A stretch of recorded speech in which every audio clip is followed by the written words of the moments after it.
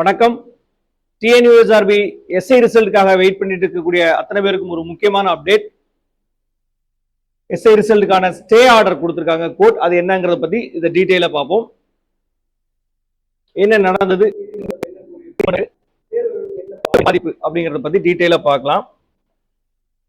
So பாத்தீங்கன்னா sub இன்ஸ்பெக்டருக்கான exam last இயர்ல நடந்ததுல 20% PSTM இடஒதுக்கீடு கோரி டிபார்ட்மெண்ட்ல இருக்கிறவங்க ஒரு கேஸ் போட்டாங்க. ஆக்சுவலா எங்களையும் அதுல கன்சிடர் பண்ணணும் அப்படிங்கறதுக்காக ஒரு கேஸ் போட்டு மார்ச் 30 அந்த கேஸை ஏத்துட்டு தடை விதித்திருந்த நேரத்துல கூடுதலா 2 days பேக் இது மறுபடியும் விசாரணைக்கு வரும்போது நீதிமன்றம் சீருடை பணியாளர் தேர்வாணையம் தேர்வு வாரியத்துக்கு ஆக்சுவலா அதாவது டிஎன்யூஎஸ்ஆர்பி போர்டு இதுக்கு பதிலளிக்கணும் அப்படின்னு சொல்லி கோர்ட் கொடுத்து கூடுதலா என்ன சொல்லியிருக்காங்கன்னா ஜூன் 24 வரைக்கும் தள்ளி வச்சிருக்காங்க. அது வரைக்கும் இந்த ரிசல்ட் வெளியிட தடை, தற்காலிக தடை ஒன்று சொல்லிட்டு 24 ஜூன் 24 மே ஜூன் இன்னொரு கிட்டத்தட்ட ஒரு 55 நாட்களுக்கு மேல இருக்கு. அது வரைக்கும் நீதிமன்றம் தள்ளி வச்சிருக்காங்க. டிஎன்யூஎஸ்ஆர்பி போர்டு அதுக்கான பதிலை தாக்கல் பண்ணணும் அப்படிங்கிற ஒரு விஷயத்தையும் சொல்லிருக்காங்க. ஸோ ஆக்சுவலா இதோட பின்னணி பாத்தீங்கன்னா லாஸ்ட் இயர்ல நமக்கு எக்ஸாம் நடந்தது. சில லட்சம் மாணவர்கள் இதுல யூனிஃபார்ம் சர்வீஸ்ல இருக்கிறவங்க, யூனிஃபார்ம் சர்வீஸ் விரும்புறவங்க, ஆக்சுவலா போலீஸ்ல இருந்துட்டு எஸ்ஏ எக்ஸாம் எழுதுறவங்க அப்படிங்கிற மாதிரி கிட்டத்தட்ட லேக்ஸ் ஆஃப் ஆஸ்பிரன்ஸ் இதுல எழுதி இருந்தாங்க. ஆல்ரெடி சர்வீஸ்ல இருக்கிறவங்க, புது ஸ்டூடெண்ட்ஸ் அப்படிங்கிற மாதிரி லட்சக்கணக்கான தேர்வர்கள் எழுதியிருந்த இந்த தேர்வுல இன்னைக்கு இதுல ஒரு ஸ்டாக்னட், இது ஒரு ஸ்டே ஆர்டர் ஹோல்ட் ஆகி நிக்குது. இதுல முக்கியமான எக்ஸாம். ஸோ யூனிஃபார்ம் சர்வீசஸ்ல பாத்தீங்கன்னா என்ட்ரி லெவல்ல குரூப் 2 இரண்டாம் நிலை காவலர் அதாவது கிரேட் 2 போலீஸ் அப்படிங்கிற ஒரு விஷயம் இருந்தா கூட ஒரு டிகிரி வச்சிருக்கக்கூடிய எல்லா மாணவர்களும் ரொம்ப பவர்ஃபுல்லான போஸ்ட் அப்படின்னு அவங்க லெவல்ல விரும்பக்கூடிய ஒரு முக்கியமான போஸ்ட் அப்படிங்கிறது எஸ்ஐ போஸ்ட். ஸோ டிஎஸ்பி அப்படிங்கிறது குரூப் 1 கேடர்ல போனா கூட குரூப் 2 கேடர்ல ஒரு முக்கியமான பதவியா இது பார்க்கப்படுகிறது. டிகிரி முடிச்சவங்க இந்த மாதிரி நிறைய பேர் விரும்பி எழுதக்கூடிய ஒரு எஸ்ஐ எக்ஸாம். இந்த எக்ஸாமான ரிசல்ட் நம்ம ரொம்ப நாளா வெயிட் பண்ணிட்டு இருக்கோம். இன்னைக்கு கோர்ட் கூடுதல் தடை சொல்லியிருக்காங்க. இது விசாரிச்சு சென்னை உயர்நீதிமன்றம் என்ன சொல்லியிருக்காங்க அப்படின்னா தற்காலிக தடை ஆக்சுவலா ஜூன் 24 வரைக்கும் தடை விதிச்சிருக்காங்க. கூடுதலா டிஎன்யூஎஸ்ஆர்பி பணியாளர் தேர்வாணையம் இதற்கான பதில் மனு தாக்கல் பண்ணணும் அப்படிங்கிற ஒரு முக்கியமான செய்தியும் இதுல சொல்லியிருக்காங்க. ஏற்கனவே மார்ச் 30 சொன்ன விஷயத்தை இப்போ ஜூன் 24 வரைக்கும் எக்ஸ்டெண்ட் பண்ணிருக்காங்க.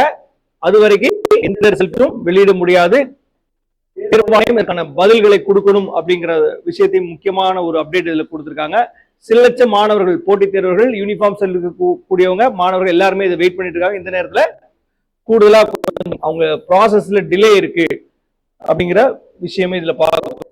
நீதிமன்றத்தோட நோக்கம் என்ன பார்த்தீங்கன்னா நியாயமான தேர்வு முறை உறுதி செய்யணும், தவறு இருந்தா சரி செய்யணும், தேர்வுகளுக்கு நியாயம் கிடைக்கணும். ஆஸ் யூசுவல் ஒரு நீதிமன்றம் அதை முக்கியமான இந்த மாதிரி கருத்துக்களை எப்போதுமே வலியுறுத்துவாங்க.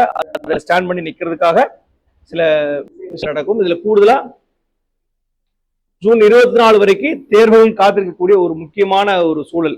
தேர்வு முடிவுகளுக்காக எழுதி தேர்வர்களும் ஆல்ரெடி சர்வீஸ் இருக்கக்கூடிய போலீஸ் பர்சன் எல்லாருமே ஜூன் 24 வரைக்கும் வெயிட் பண்ண வேண்டியிருக்கு. ஸோ இந்த மீன் டைம்ல நம்ம என்ன செய்யணும் அப்படிங்கிற ஒரு முக்கியமான விஷயத்தை பத்தி தான் நம்ம இங்க சொல்ல போறோம். ஆல்ரெடி இங்க இருக்கிற விஷயங்கள் எல்லாமே உங்களுக்கு தெரிஞ்ச விஷயம், கோர்ட் சொன்ன விஷயம். நான் இதுல புதுசா எதுவுமே ஆட் ஆன் பண்ணல. நான் சொல்ல போற விஷயம் அது யூனிஃபார்ம் சர்வீசஸ்ல கட்டாயம் ஒரு எஸ்ஐ போஸ்ட் அடிக்கணும்னு நினைக்கிற அத்தனை பேருக்குமான ஒரு முக்கியமான தகவல். நான் சொல்ல போற விஷயம் என்னன்னா உங்களோட பிசிக்கலை தயவு செய்து கொஞ்சம் கான்சன்ட்ரேட் பண்ணி பண்ணிட்டு இருங்க. இந்த ரிசல்ட் அப்படிங்கிறது இன்னைக்கு அவங்க சொன்னக்கூடிய ஜூன் 24 அதுல இருந்து எவ்வளவு நாட்கள் கொடுக்குறாங்களோ நீங்க இதை பத்தி ஒரி பண்ணாம இன்னைக்கு தேதியில நீங்க உங்களை நிறைய பேர் பாத்தீங்கன்னா ரிட்டன் எக்ஸாம் ரொம்ப நல்லாவே பெர்ஃபார்ம் பண்ணிருப்பீங்க, நல்ல ஸ்கோர் வச்சிருப்பீங்க.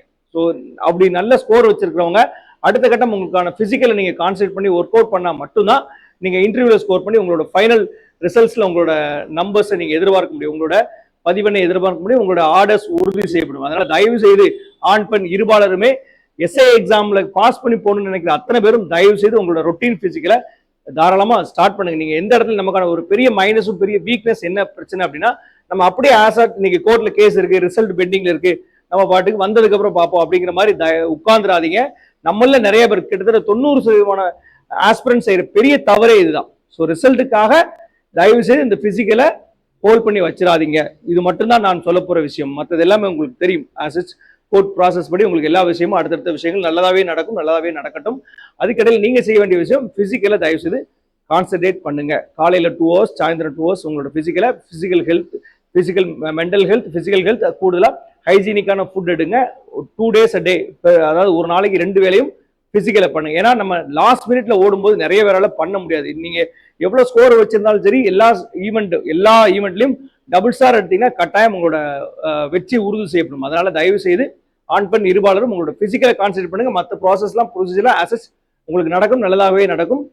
எல்லாரும் இந்த அடுத்த கட்ட தேர்வுகளுக்கு தயாராகி உங்களோட பிசிக்கல் சக்சஸ்ஃபுல்லா முடிக்கிறதுக்கு எங்களோட மனமார்ந்த வாழ்த்துக்களை தெரிவித்துக் கொள்கிறோம். நன்றி.